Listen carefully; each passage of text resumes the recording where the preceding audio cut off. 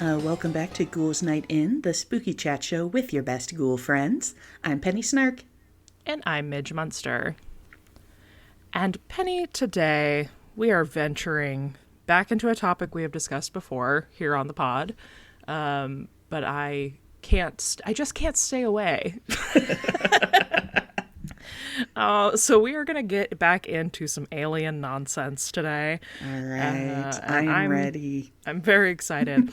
For those who may be new here or new enough that maybe they haven't heard some of our previous, we do have an episode about like abduction stories specifically. We've done some stuff like alien stuff came up in our Flatwoods monster episode. But for those who maybe are not familiar with where you and I stand on this, would you like to refresh the people about whether or not you believe in extraterrestrials or like aliens coming to planet Earth? Yeah. I would say it is probably not a surprise if you've listened to non-alien related things that I do accept that there is probably life elsewhere in the universe, but I do not feel like it's there's good evidence that they have come to Earth before. Okay, that's fair. My goal here today is to hopefully change your mind and the other people. But I also know you, and I know you've probably been over this exact evidence before. So we'll see. I don't know. You're very persuasive, Midge. That's what they tell me. So today specifically, I want to get into the 1947 Roswell incident. I think anybody who is an alien person knows this song and dance pretty well. But this to me is one of the most compelling instances where something occurred and it just feels like there's too many discrepancies, too many witnesses with corroborating stories, too many things that line up for me to completely dismiss it as something really weird happened in Roswell.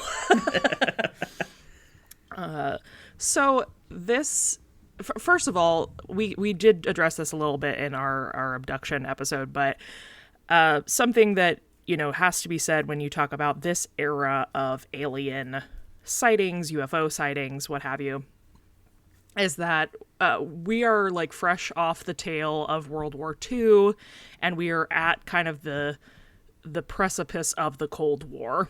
Mm-hmm. And there is a lot of paranoia.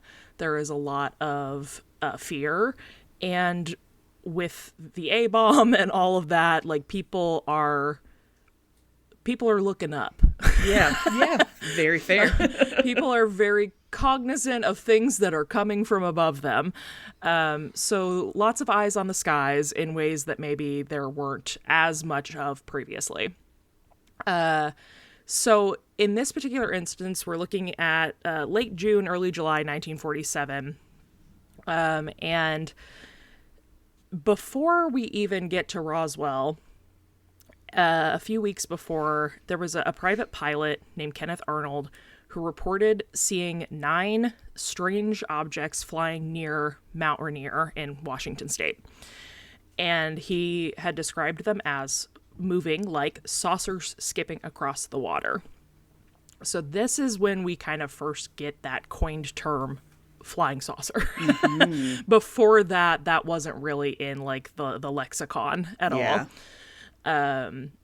But it also at that point doesn't really mean UFO in the way that we think of it. It was just a term meaning literally a thing that was flying that looked like a saucer. Yeah. Not necessarily directly related to alien activity. But because of that report, as these things often do, suddenly we're getting bajillions of reports of unidentified flying things everywhere. And a lot of, newspaper publications publishing some images, but a lot of just kind of verbal speculations about things. I will say this is one of the highest, this year in particular, the last 6 months of 1947, there were something like 300 reported UFO sightings. It's one of the like real hotbeds of UFO activity. Big UFO boom. Yes. This is what they're talking about when they talk about boomers. Yeah. It was the people who spotted the UFOs. Exactly. But the real big reason, of course, why I think that UFO sighting streak took off in the later half of this year is because of Roswell. So a couple weeks after the flying saucer term is coined, we get a report from a gentleman by the name of Mac Brazel, who is a foreman working on the Foster Ranch about 75 miles northwest of Roswell, New Mexico. And he finds debris scattered on the ranch in a large area of land, and he thinks that the material itself is very strange. So he takes it to the local sheriff, turns it in, and the sheriff is like, yeah, that's really weird, and they call the Roswell Army Airfield to come, like, take a gander. Check this shit out. Come check this shit out. So, obviously, there's an airfield here. Like, debris in this area wasn't necessarily uncommon. Mm-hmm. So, the fact that this was something enough that this individual, Brazel, was like, I need to report this, that's kind of our first, like, that's interesting. Mm-hmm. Not enough to prove anything, but definitely, like, okay, something's going on. So this to me is where it gets particularly interesting. The Roswell Army Airfield is home to the 509th Bomb Group. And this is important because they are like a very high clearance, very well-informed air specific operation. Mm-hmm. And one of the only like nuclear capable sites at this time. So they're like high clearance and very well educated about the technology that is happening within the military at this time. So they send out a gentleman, last name Marcel, who comes out and investigates the crash site. And he is like a high ranking information officer with a specialization in military Air Force technology. And he comes out and says, I ain't never seen nothing like that before. That must be some weird shit. Uh-huh. So they report back to his like higher in command officer, and specifically Marcel says, I believe that this is a crashed flying saucer.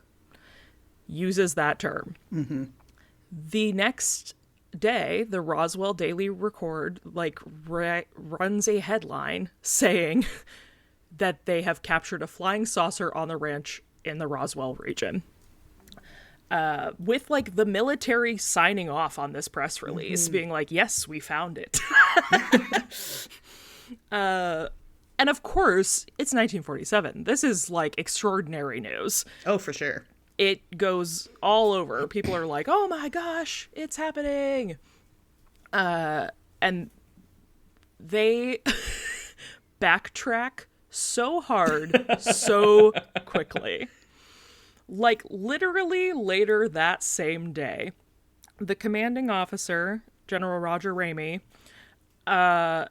he's like, actually, you need to fly this like debris out to me at my. He's at a 8th Air Force base in Fort Worth, Texas, and he's like, actually, I need to see this. Come bring it, and we'll take a look again. And he says, "Oh, you know what? I'm so sorry. Actually, you dumb idiots, this is a weather balloon."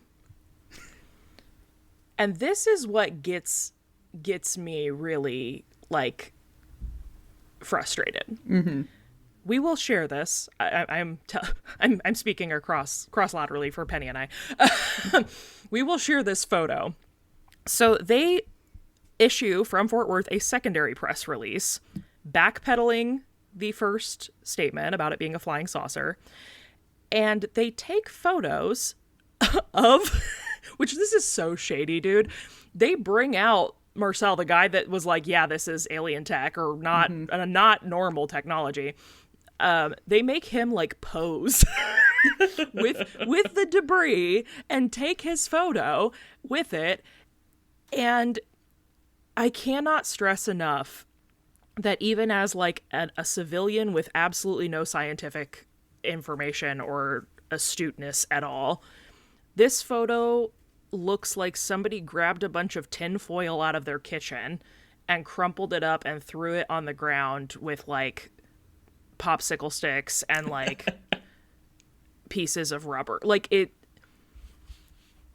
is so bizarre. And now, does that material look like it could possibly be from a weather balloon, which is what they're saying this is? Sure.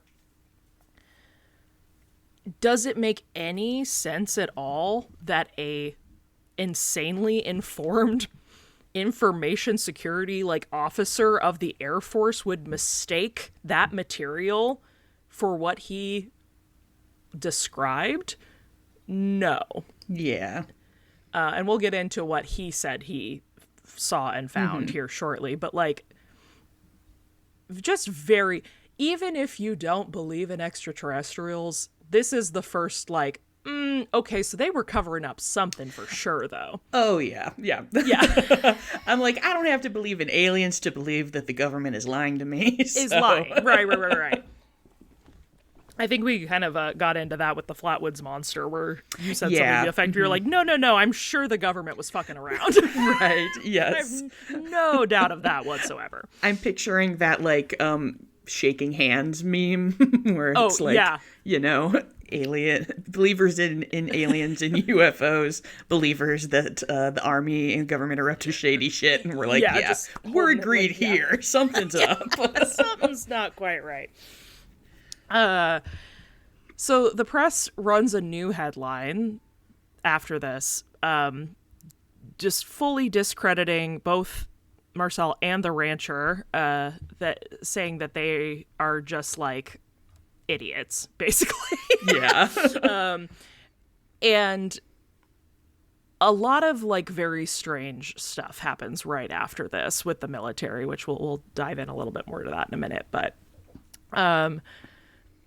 I also just want to say, even, I don't know, weather balloons are like polythyrene. They're like, this, even what they're saying is weather balloon doesn't make sense. Like, it comes across so haphazard and last second and not sensical at all. So,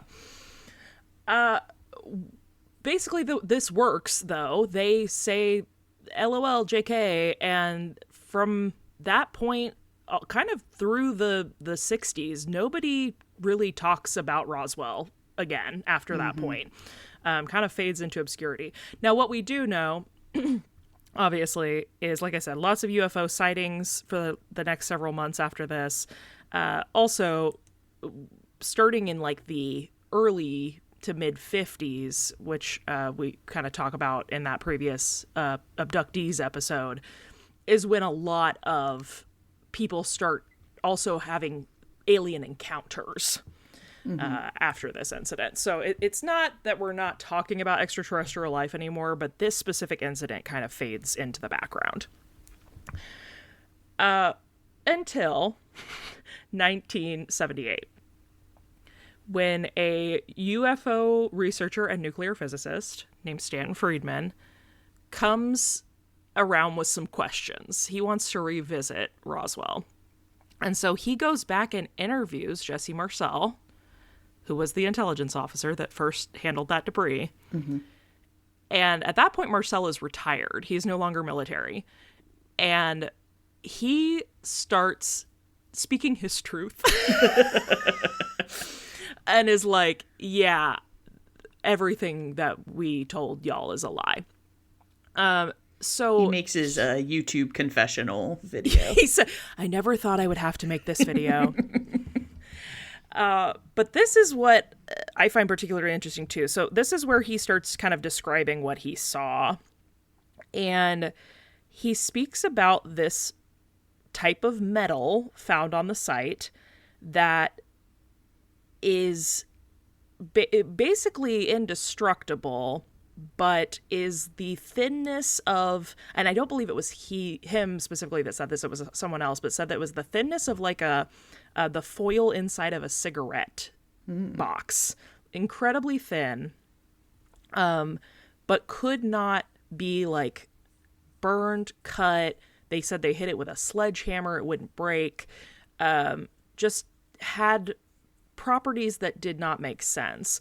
There's another account from a military official in this same investigation where he said that you could like crumple it into a ball in your hand, and when you let it go, it would retain like perfect shape. There are so many people, again, we're not talking civilian like children, we're not talking like freaked out eyewitnesses, we're talking high level military personnel that are all like, yes, we saw it. Yeah. We saw this material, and we were asked basically to not talk about it. And once this interview releases, of course, there is a reignited interest in what happened in Roswell. As that interview comes out, more military personnel, people who claim to be eyewitnesses of the event, family members of people who were involved in the crash site, so many people come forward. And now, stay with me here. All right. Because, of course, when any time that there is some kind of, not fanaticism, but like what's the word I want? Like something crazy happens and everybody's talking about it. Sure. Yeah. Stories get warped. They get hyperbolized, of course. But a lot of these people who have no connection to one another personally are telling the same stories. And it starts to also evolve into not only was there just debris, but there are claims that there were alien bodies thrown from the crash as well. And that things were secretly transported to the Wright-Patterson Air Force Base. And this is where we get kind of the little gray man stories initially of people saying they saw bodies that were about 3.5 to 4 feet tall, big old eyes, slit for a nose, that what we think of. Yeah, the alien emoji. Yes, exactly.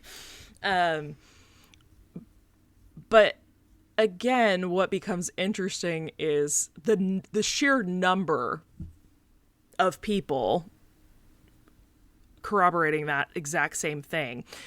So there becomes more and more investigation into what happened. By the like early 80s and into the 90s, this has become like Roswell is ground zero for UFO conspiracy. Oh, yeah. Like this is the thing we're looking at to get information for all other things that are happening. And of course, as we know as children of the 90s, pop culture was eating it up also in the 90s. Oh, there was yes. a lot of shows and things based around extraterrestrials and spacecraft and what have you. Specifically in 1995 was when the broadcast of Alien Autopsy Fact or Fiction happened. Oh, yeah. Which some of you may be familiar with. Which that, even to me, I'm like, yeah, that was a hoax. and it's been more or less like, quote, proven that was just not a fact. Yeah, it was in fact fiction. It was in fact fiction. However, it does kind of prompt and push the military to do a bit more work to convince the public, like, hey guys, seriously, we looked into it and it's fine. Yeah. So in 1997, the Air Force releases a report called Roswell Report Case Closed. And this does two things. It first of all establishes the idea that the weather balloon debris is a cover-up regardless. Mm-hmm. They do come out and be like, you're so right, we were lying to you. But what we were lying to you about is that it was just a really fancy weather balloon. It was like the coolest weather balloon. It was the craziest weather balloon you've ever seen. So they like declassify this information about what they call Project Mogul, which was like a top secret program where they were developing high altitude balloons that were able to, that they hoped would be able to detect Soviet nuclear tests. Mm-hmm. And they were hooking different sound devices to these extremely large balloons in hopes of being able to catch like long distance sound waves from possible nuclear detonation. But once again, I say the balloons are still like, you can look at a picture of these things. They're still like a clear, plasticky looking balloon. Mm-hmm. It's not an aircraft. It's not a ship. There's not like large pieces of metal involved in these. So it still doesn't really add up, but it seems that they think that's enough. They're like, yeah, no, you're right. We lied. Bigger, better weather balloon. I will say it's like famously the best way to get people to stop talking about something is to be like, yeah, we did. Actually case closed. No, nothing more to see here, you guys. Move on. And also to be like, well, yes, we did lie. But like, we're not now. Yeah, but now it's the truth. We definitely not lying now. Like that also to me is just like, okay, seems legit. The other thing that they bring up in this report is that the alien bodies that were spotted on site are parachute crash test dummies that they were dropping over New Mexico. But they specifically mention they started these projects in like the early and mid 50s. And Roswell happened in 1947. Mm-hmm. So people are kind of like, well, why would that have been the case? Also, the dummies are like, because they're like, well, I see why people thought it would be alien, because the skin is plastic, and it's very unsettling. They're still like 6 foot tall humanoid dummies that look like people. Yeah, I was gonna say, I'm like, so why did you make weird tiny dummies then, bro? Yeah. And it sounds like they're not even claiming that. They're just like, no. Oh, you were confused and you thought this full-size plastic dummy was actually a tiny creature. They're literally gaslight gatekeep girl bossing their way through this. They're like, no, you didn't see that. You saw a crash test dummy and you all like 600 of you decided that it looked like this. And the most interesting point in here to me is that they released this report being like, yeah, we checked into it and everything's fine. But they also, like, through this investigation, find that when they went to, request the records from Roswell Air Force Base from 1947, that there was like a 8-month period of records that had been destroyed. Mm-hmm. And that there was no like indication of why that had happened. There was no paper trail of, we were asked to do this because of this reason. Mm-hmm. Just gone. So, hey, why would that be? uh, because of big fancy weather balloon? I don't think so. So we have a lot. There's just a lot of very, like I said, strange stuff that happens after this. Several of the people involved in this are put on military leave right after the crash site and the walk back. They also bring this like expert in flying crafts in after Marcel, like during the cleanup process, and they bring him in to look at stuff. And his private pilot was like, years later, obviously, was like, yeah, we brought him in. Then the same day, I had to fly him immediately to DC to meet with President Truman. Casual. And then he becomes the person, not the pilot, the investigator, or the person who's looking at it. He becomes the person that ends up heading up Project Sign, which is like the government's first big research project into UFOs. It just all seems... What a crazy coincidence. Right. Yeah, the timing is very fascinating. There's also reports that Brazel, the guy who found the crash originally, the rancher, his like family later was like, oh yeah, the military detained him for like several days after that, and then right after, when he came back, after he recanted his statement, he bought a brand new pickup truck and like moved out of town and stopped ranching and went away and opened a business in a different city. Just like really bizarre, clearly like hush money cover up, strange things. So with all that being said, obviously, as Penny has already mentioned, there is no shock and awe that the government is doing things that we are not privy to and that they are lying to us about things, obviously. So this was definitely a cover-up of some sort. I think we can all probably agree on that. However, I don't find it to be convincing at all that it was a cover-up for a project for locating nuclear detonation. Like that just it and if so, why did it take until the 90s for them to come out about that? That just doesn't nothing adds up.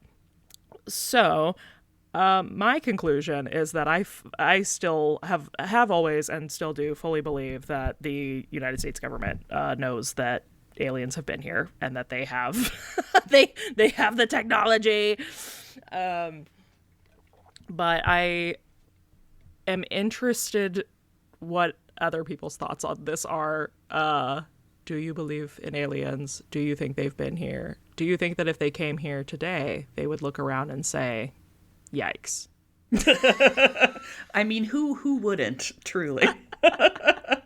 We'll have to put a poll on the Instagram post, because I am curious, especially because like knowing kind of like that we have a variety of skeptic and believer spectrum amongst our listeners, so I am very curious. And to ask the infamous question, do you want to believe? If you are a skeptic, are you a Houdini skeptic in the sense that you're hoping someone will prove you wrong? Or are you fully just committed to the fact that you're like, that's crazy, that's not real?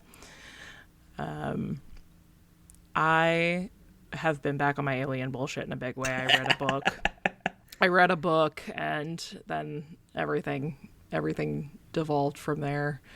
And in an age and a time where it surely does seem like our government's lying to us about a lot of things, it's not so hard to believe that they probably have some other shit going on. Yeah, there are definitely skeletons in that closet. Whether or not they are alien skeletons remains to be seen. Exactly. There are remains to be seen, and I would like to see them. You know, tiny gray ones. Tiny gray remains. I actually, this is perfect timing because I did just see, I've been watching old Unsolved Mysteries. Oh, yeah. You know, to calm my spirit. And there was just a big Roswell episode that I watched. So I did see some of these folks. Did you find anything in there interesting that we did not like bring up here? No, I think you covered all of the good stuff. It is very interesting, and like you said, there are a lot of different people who saw things. So it's like it is pretty, I think, inarguable that there is something going on there. What makes this one so compelling to me, as opposed to other things we've talked about, is just that we're mostly not talking about civilians. Mm-hmm. We're talking about like people who are presumably trained and people with expertise to like A, know what things are, and B, like handle really intense and bizarre situations. So the fact that so many of them were truly rattled by this and were like confused, just that to me is really, really compelling, of like, what rattles a person who specializes in like scary military tech? For sure. That's fascinating. So, anywho, thank y'all for listening. I would, like I said, love to hear your thoughts. If you would like to chat with us about alien technology, you can do so by either leaving us an Instagram comment on the post we will make about this, or joining our Discord, because that is a really fun place to come talk to other tinfoil hats like me. If you are enjoying our podcast and you would like to let us know, you can leave us a rating or a review wherever you listen. And you can also leave comments on Spotify, which I believe is what Penny has to share with us today. I sure do. This comment is from Zoe S., who says, "Hello to my favorite ghoul friends. I wanted to share that in 2004, our house was hit by lightning. It was the most phenomenal sound I have ever heard, and it was so bright. Everything that was plugged into an outlet blew. It was a crazy time. Talking of crazy times, thanks for being so awesome and sharing such wacky and insightful information with us. I've been listening to you both from day one, and my spooky old soul enjoys every second." Aww. That's awesome. Also, what a crazy thing to live through. Right? Oh my gosh, that would be so intense. I know this is off topic, but I feel like I have to share because I completely forgot about this in the last episode. There is a really cool like metaphysical shop called Ritual Craft in Denver. Mm-hmm. And I got to visit there when I went out last March to see Richie. But like a few months after I was out there, their shop got hit by lightning, and they have kind of like a flat metal like warehouse style roof. Mm-hmm. And the lightning came through the roof, and like there's a mark in their shop floor now where you can see the exact point that the lightning struck the floor. That's intense. It's really crazy. And they've had a bunch of like people come out, and you know, of course the like spiritual community is what does it mean? It hit like the witch shop. What is but yeah, it was really fascinating to watch that all play out, and I totally forgot about it when you brought lightning to the pod. But yeah, I can't imagine that hitting, what that must have been like hitting your home. That's crazy. Yes. Yeah. And just another side plug for the Discord. We did have several folks in the Discord reporting on folks that they know who have been struck by lightning. And shoot. I was just like, I feel like I need to start being more afraid of this again, because they said it was rare, but all of these people know people who have been struck by lightning. Oh man, I've been like down with the flu for the last like week and a half. I've not been in the Discord. I need to go peruse go check them out. maybe that'll make me afraid finally. Maybe I can join your ranks of. I mean, same, or maybe it'll just get your hopes up, Midge, because maybe it will happen for you. How does it feel to live my dream? No. Well, thank you all so much for listening. If you would like to follow along with the pod, like I said, you can find us on Instagram at Ghouls Night in Pod. And if you're looking for me, you can find me all over the web at Midge Munster. And you can find me at Penny Snark. And until next time, goodbye.